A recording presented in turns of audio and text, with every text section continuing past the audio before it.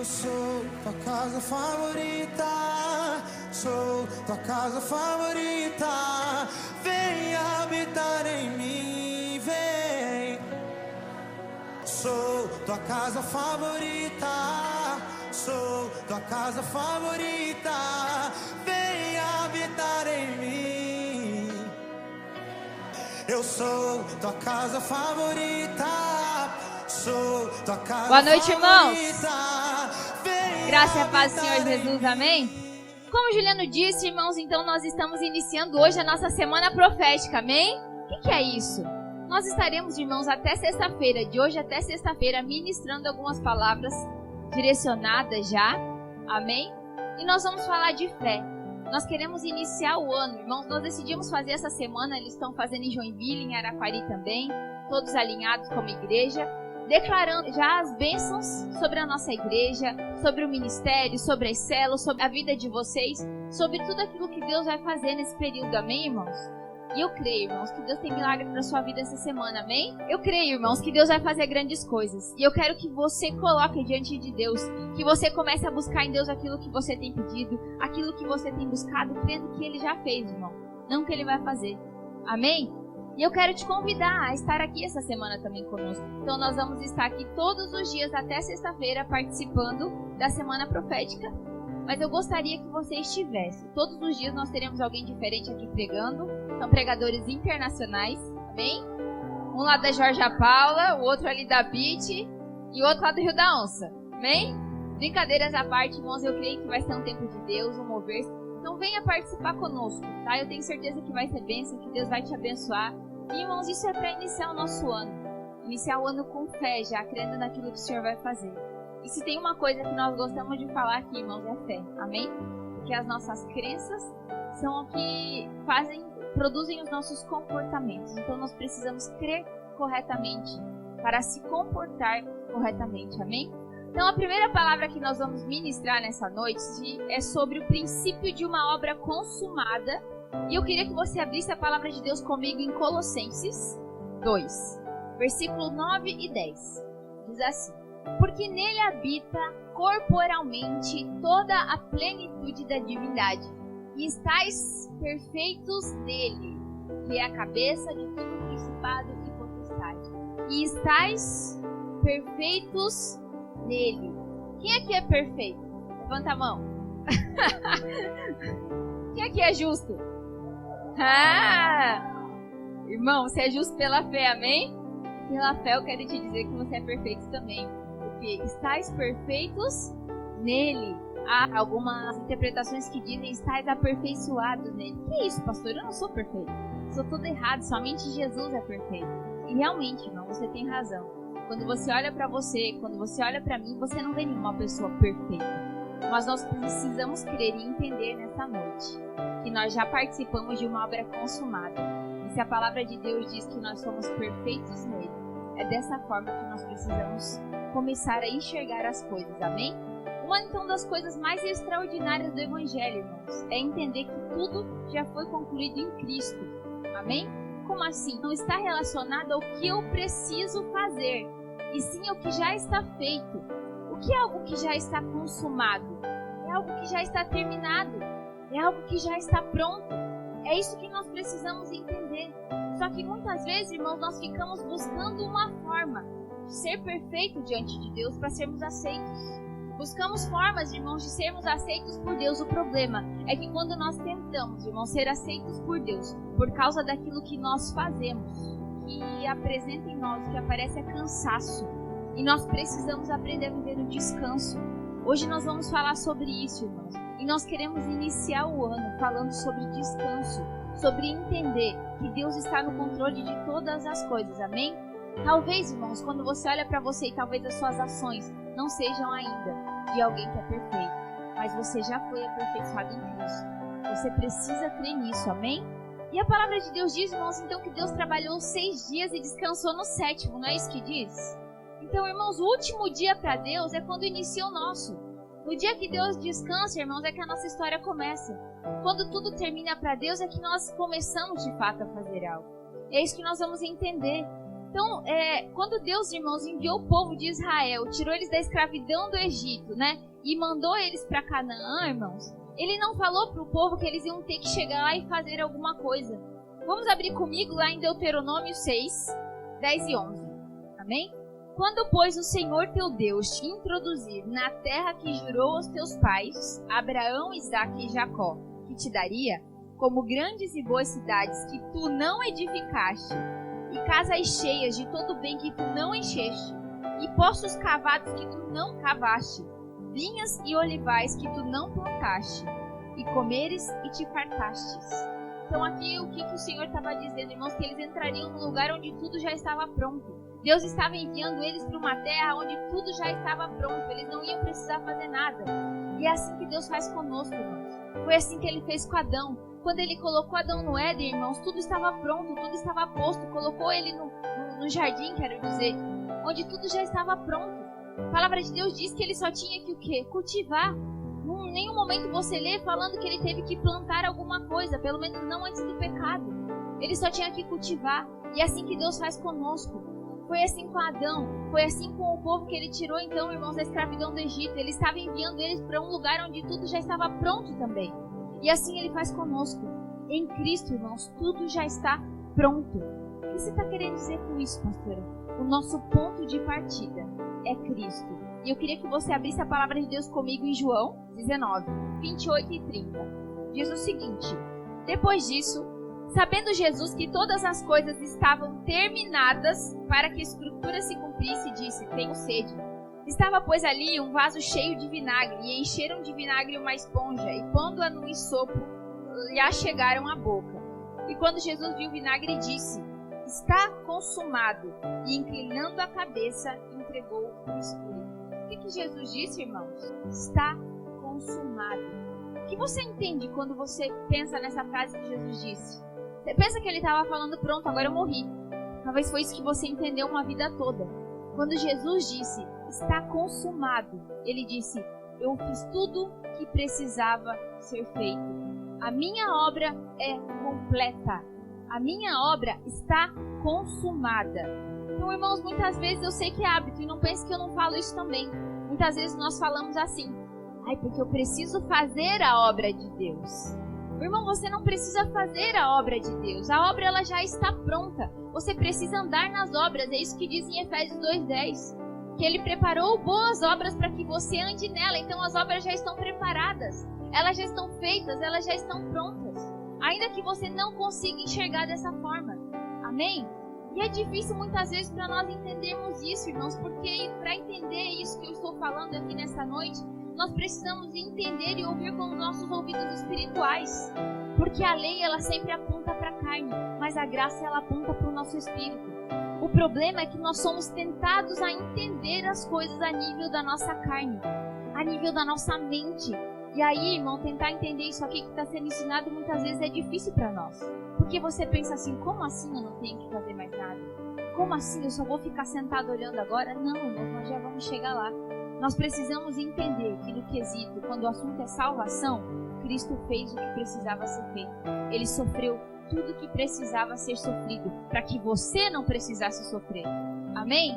Entender, irmãos, o princípio de uma obra consumada faria você olhar para a sua vida de forma diferente. Imagine, irmão, quem aqui dos irmãos aqui que gosta de luta? Tem irmã que também gosta, né, de MMA. Então, digamos que, né, lembra que nessas TVs que você paga TV por assinatura, geralmente quando a luta é de madrugada, você assiste a luta e aí depois ela passa na Globo, não é assim? Quem não tem TV por assinatura tem que assistir na Globo atrasado. E eu lembro que um dia eu queria assistir uma luta, pra você ver como não faz tempo isso, eu que era do Vitor Miranda ainda. Não sei quem que é o lutador da vez agora, amém? Mas é um lutador brasileiro e eu queria ver a luta e era assim. Ia passar primeiro na TV por assinatura e depois na Globo. Só que quem assistiu na TV por assinatura já sabia qual tinha sido o desfecho da luta. Amém?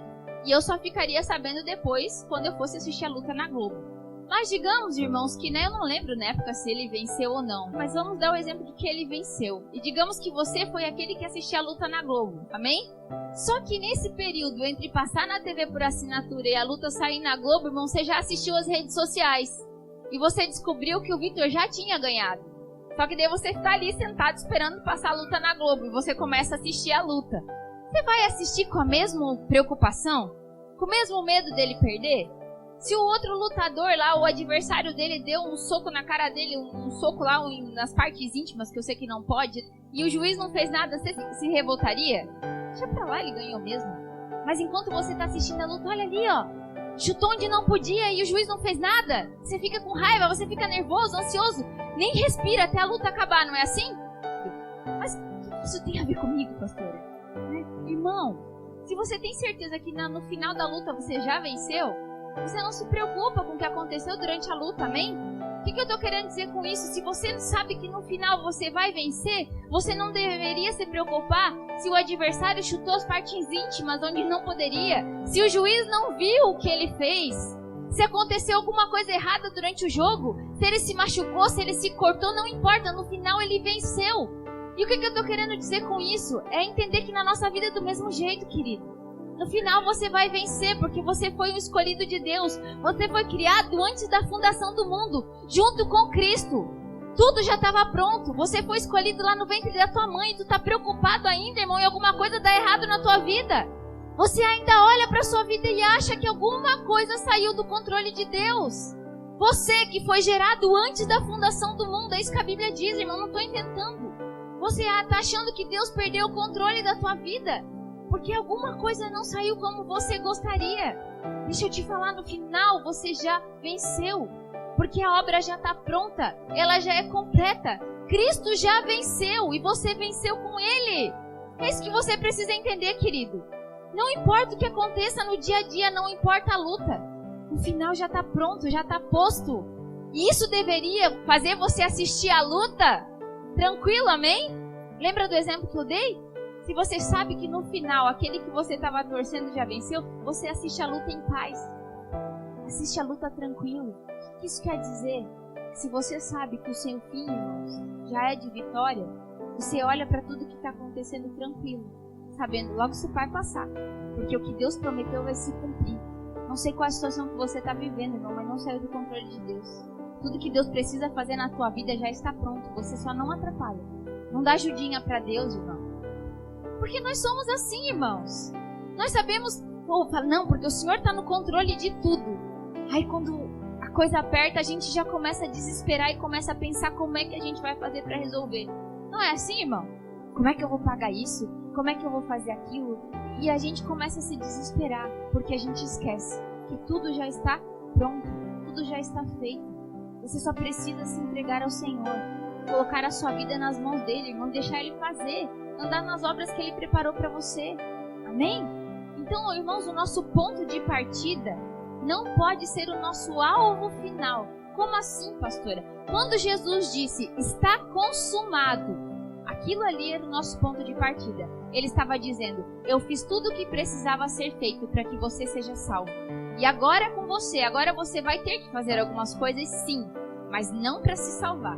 Porque o que você precisava fazer para se salvar, eu já fiz.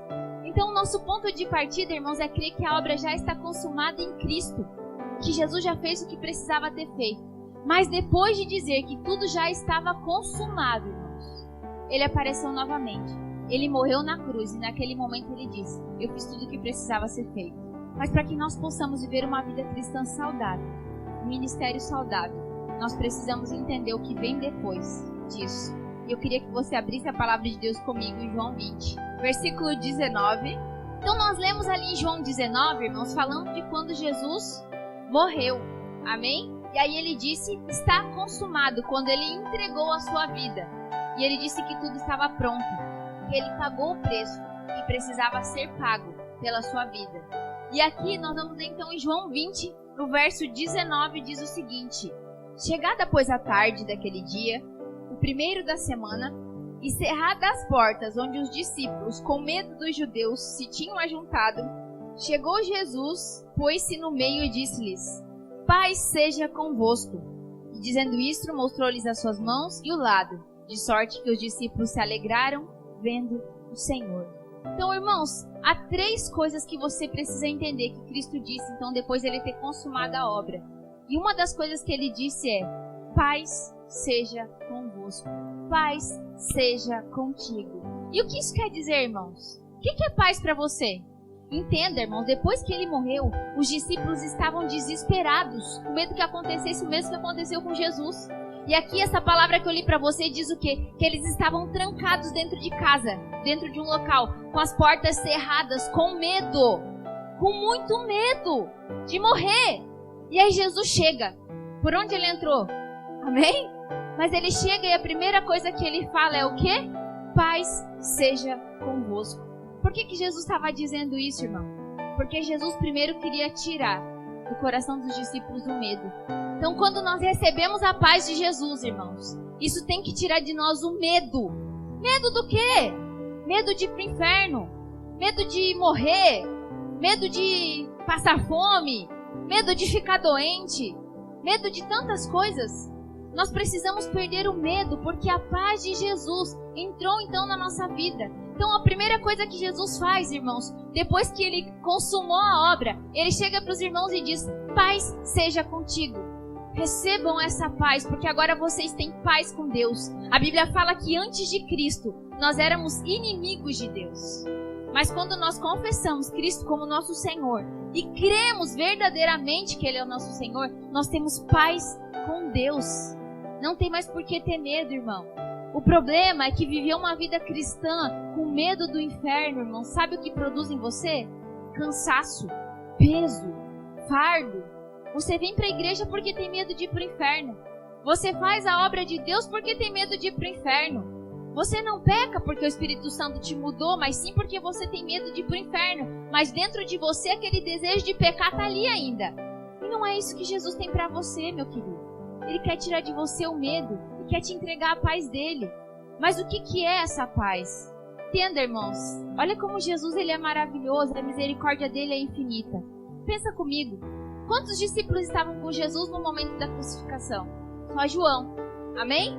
Quando ele entra, irmãos, naquele local onde estavam todos os discípulos, menos Tomé, ele diz o quê? Paz seja convosco. Imagina se Jesus fosse eu e você. Ia chegar na salinha e ver assim: Pai João, vocês não. Vocês nem falam comigo. Que eu fui morto, vocês não estavam lá nem para chorar. Só João, tudo bem, João? Não é assim, irmão? Tu então, Pedro, nem olha. Mas não. Ele diz: Pai seja convosco. Porque ele é misericordioso e ele diz: fica tranquilo. Tá tudo bem. Fica em paz. Nós temos vivido momentos, irmãos, de guerra, novamente. Não tá nas redes sociais aí todo mundo com medo da Terceira Guerra Mundial? E a gente pensa, irmãos, que paz é ausência de guerra. A paz, irmãos, não tem a ver com as circunstâncias. A paz é o quê? É estar dentro de você. A paz que excede todo entendimento. É Cristo, irmão. Ele tira o medo. Se vier guerra, eu tô com Cristo. E se vier o desemprego, eu tô com Cristo. E se vier a dificuldade dentro da minha casa, eu tô com Cristo. Não importa o que venha, irmão. Ele é a sua paz. Então a paz seja convosco, irmão. Amém? Então todas as vezes que você repetir isso, você saiba o que você está dizendo. Você está dizendo: irmão, não tenha medo. Tenha paz. Deus está contigo. Nada vai te acontecer. Nada sai do controle de Deus. Fica em paz, irmão. Tenha paz. Viva no descanso de Deus. Para de andar preocupado. Para de andar desesperado por aí. Para de fazer a obra de Deus sem paz. Porque se você tentar fazer algo sem paz, irmão, vai ser fardo, vai ser pesado.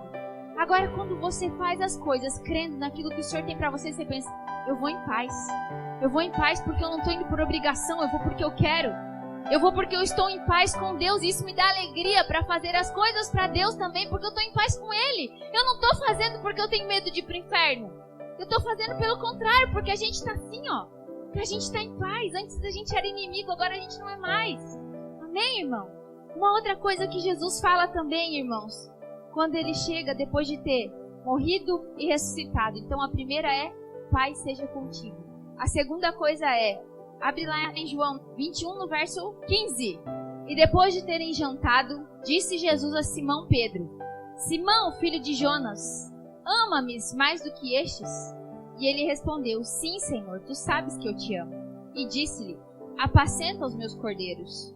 Tornou-lhe a dizer-lhe a segunda vez: Simão, filho de Jonas, amas-me? Disse-lhe: sim, Senhor, tu sabes que eu te amo. Jesus disse: não apacenta as minhas ovelhas. Disse-lhe a terceira vez: Simão, filho de Jonas, amas-me? Simão entristeceu-se por lhe ter dito terceira vez: amas-me. E disse-lhe: Senhor, tu sabes tudo, tu sabes que eu te amo. E Jesus disse: apacenta as minhas ovelhas. Então a primeira coisa, irmãos, que Jesus disse depois da obra consumada é: Pai seja contigo. A segunda, ele pergunta: tu me amas? Você está em paz com Deus, irmão? Amém? Glória a Deus. Você não estava, agora fique em paz com Ele, amém? Não tenha medo. Segunda coisa, então: você ama a Deus, irmão? Terceira pergunta: você sabe o quanto você é amado por Deus? João disse o quê? Nós o amamos porque Ele nos amou primeiro. E eu sei que eu já falei isso em outra pregação, mas nós estamos falando algumas coisas aqui hoje para dar sequência nas palavras da semana. Então, você precisa entender o quanto você é amado. Você precisa ter paz com Deus. Mas você também precisa entender o quanto você é amado por Deus. E entender o quanto você é amado, irmãos, vai definir a intensidade com a qual você se entrega para a obra de Deus, com a qual você anda nas obras. E o problema é que tem gente que diz que entende o quanto é amado. Talvez se eu perguntar para você individualmente, você vai dizer: não, pastor, eu sei que eu sou amado. Mas quando vem a dificuldade, irmão, você duvida do amor de Deus. Quando vem o problema, você duvida do amor de Deus. Talvez não todo mundo aqui, mas muitos duvidam do amor de Deus. Eu sei que aqui nessa noite, irmãos, muitas pessoas que ainda não entenderam o quanto Deus a ama. E há uma terceira coisa que Jesus disse. Qual é a primeira, irmãos? Qual que é a segunda? Primeira, Pai seja contigo. A segunda, tu me amas. E a terceira coisa, então, que Jesus disse, irmãos, depois da obra consumada é: segue-me. Abre comigo em João, verso 21 e 22. Vendo a Pedro esse, disse a Jesus: Senhor, e deste que será? Disse-lhe Jesus: se eu quero que ele fique até que eu venha aqui, importa a ti? Segue-me tu. Jesus disse: segue-me, falou para Pedro. Primeiro ele disse: Pai seja contigo. Depois: tu me amas? Apacenta os meus cordeiros. E depois ele disse: segue-me. Deixa eu te falar uma coisa. Você está sendo convidado, desde que você conheceu a Jesus, a segui-lo. Amém? O problema é que se você tentar seguir a Jesus sem ter primeiro a paz, segundo, sem entender o quanto você é amado, seguir a Cristo para você vai ser fardo, vai ser cansaço, vai ser pesado. Você vai viver uma vida cristã atribulada, ansiosa, doente. E eu vejo, irmãos, muitas pessoas na igreja, como um todo, que têm se esforçado para seguir a Jesus, que até querem, têm o desejo no coração de seguir a Jesus. E seguir a Jesus, irmãos, é fazer a vontade dele. Amém? Mas tem feito de forma cansada, de forma doente. Eu converso com algumas pessoas de outras igrejas e muitas vezes eu fico triste, porque eu vejo as pessoas se queixando. Servir a Deus é tão pesado, eu me sinto escrava, debaixo de um jugo tão pesado, não me traz alegria. Quando eu era só membro, eu era tão feliz. E agora que eu estou servindo a Deus, eu tenho andado triste. Sabe por quê, irmão? Porque tem tentado seguir a Cristo, sem ter a paz, sem entender o quanto é amado. Se você que está aqui nessa noite tem vivido uma vida cristã dessa forma, tribulado, ansioso, sofrendo, carga, peso, Jesus quer te convida nessa noite a seguir Ele da forma certa. Jesus quer que você tenha paz. Jesus quer que você entenda o quanto você é amado. Ele fala contigo: vem agora e me segue. Eu quero que você abra Romanos 5, verso 1.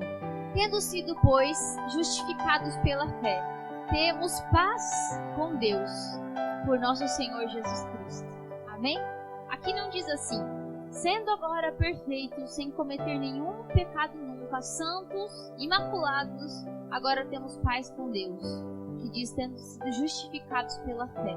Os seus comportamentos serão, irmãos, consequência daquilo que você acredita. Se você ainda está se comportando errado, você ainda está crendo errado, você entendeu a graça pela metade, você não entendeu o princípio da obra consumada, mas ainda assim, isso não tira a paz que você tem com Deus. Amém? Então Jesus está te convidando, irmãos, a fazer a obra de Deus no descanso. No 7º dia ele descansou. E é nesse dia que a sua obra começou. Se é que eu posso dizer que a sua obra começou. Mas você já começou no descanso. Amém? Nós entramos em cena no descanso. Deus tem descanso para a sua alma. Deus quer tirar de você todo medo. Deus quer reforçar no seu coração o quanto você é amado. Mas também, irmãos, nada além de Jesus podia tirar o seu pecado. Amém? Nada podia tirar você dessa condição. E nada além de Jesus também pode tirar você da condição de justo. Ele tirou você do pecado. E mais ninguém agora pode tirar você da condição de justo. Porque você é justo. Talvez há pessoas aqui nessa noite, irmãos, que já estão seguindo a Cristo. Que já estão andando nas obras que Ele preparou. Mas tem sido fardo, tem sido peso.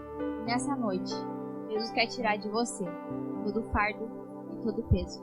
Ele está dizendo para você: Pai, esteja contigo. Eu já fiz a obra. Por que você está preocupado? Entra no descanso. Há pessoas aqui também nessa noite com medo de seguir a Cristo. De levantar a mão e dizer: eis-me aqui, Senhor. Sabe por quê? Porque tem medo. Porque tem medo de ser cobrado. Porque tem medo de não dar conta. Quando você, irmãos, diz que você não vai servir a Deus porque você tem medo de não dar conta, você está dizendo: eu estou fazendo a obra, Jesus não.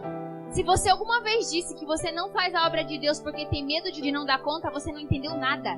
Você não tem que dar conta de nada. Jesus já fez tudo. Você só segue Ele. A obra está pronta, Ele está dizendo: vem, me segue na obra, vamos andar nela, filho. Mas você ainda está achando que precisa fazer alguma coisa. Lá em casa todo mundo diz que eu nunca vou ser nada e nem ninguém.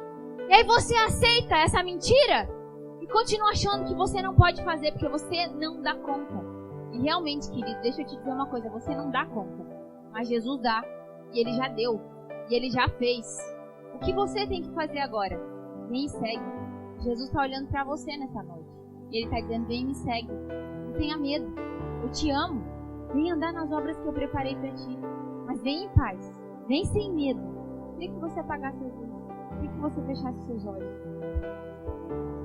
Esse convite não é para mim, irmão. Ele já me fez esse convite e eu aceitei. Esse convite é para você. Jesus está falando para você nessa noite: me segue, filho. Para de dar desculpas. Jesus não deu desculpas para... Durante a nossa semana profética, irmãos, nós vamos fazer uma confissão de fé. E eu quero que você declare junto comigo, amém? Você vai repetir junto comigo, então. Senhor, eu creio que já estou aperfeiçoado em Ti, que sou fruto de uma obra já consumada. Fala com fé, irmão, que o Senhor me criou e me escolheu antes da fundação do mundo para andar nestas obras que o Senhor preparou. Sou grato a Ti, porque pelo Teu amor sofreu para que tivesse paz contigo. E crendo no quanto sou amado e no quanto Te amo, eu quero Te seguir no descanso. Amém.